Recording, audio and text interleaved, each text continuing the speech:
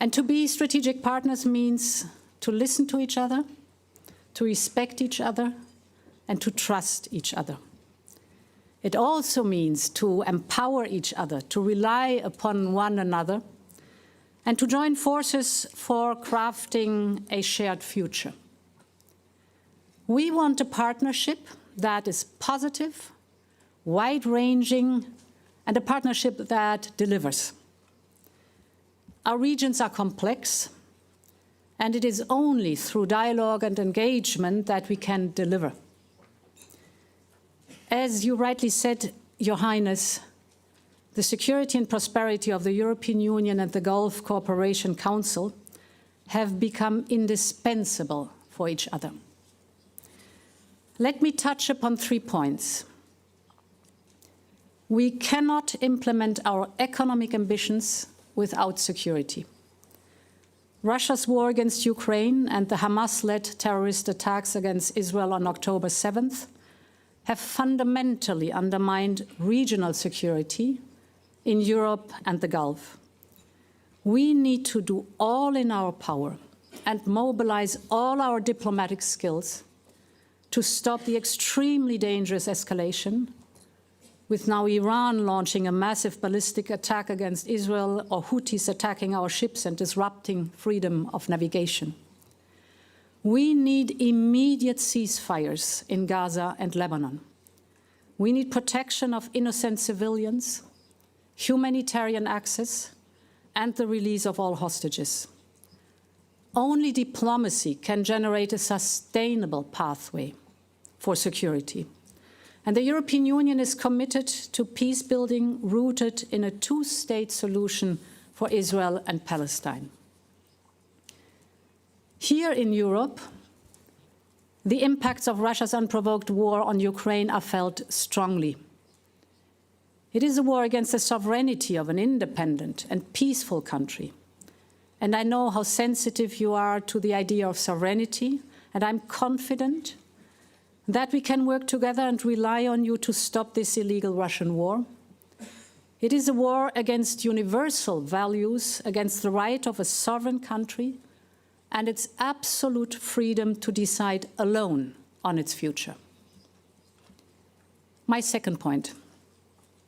We cannot implement our ambitions for sustainable growth without securing essential resources. As COP28 has proven last year, we are committed partners in the green transition, and Gulf economies like ours are making big strides in energy diversification. We both need critical raw materials to advance clean technologies, and with your support, we can meet these demands responsibly. And this is where our partnership can have great impact. Europe is equipped to bring cutting-edge sustainable technology to mining and refining operations in your region, so together we can develop the industries of tomorrow and build the local skills needed to sustain this transformation. And my third point, energy partnerships can be the foundation for a bold new era. The Gulf is beginning a significant energy transformation, and I firmly believe that the energy advantages of this region extend to renewables, clean hydrogen, carbon capture, utilization, and storage. And we observe that clean energy projects by companies from the Gulf are becoming more and more visible within the region and beyond. And this is the moment to work together to develop new value chains and markets for clean energy. By investing in interconnections and infrastructure, your region could become a clean energy hub, connecting Europe, Asia, and Africa. And that's why we are joining forces in ambitious projects like IMEC, the first ever economic corridor, connecting India, Middle East, and Europe.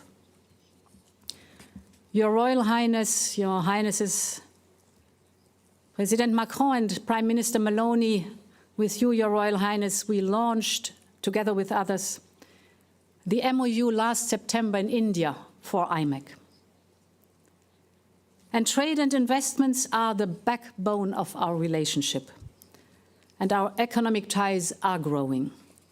We need to build more strategic connections, be it on trade, energy, of course innovation and technology, for example AI, and critically people-to-people contacts.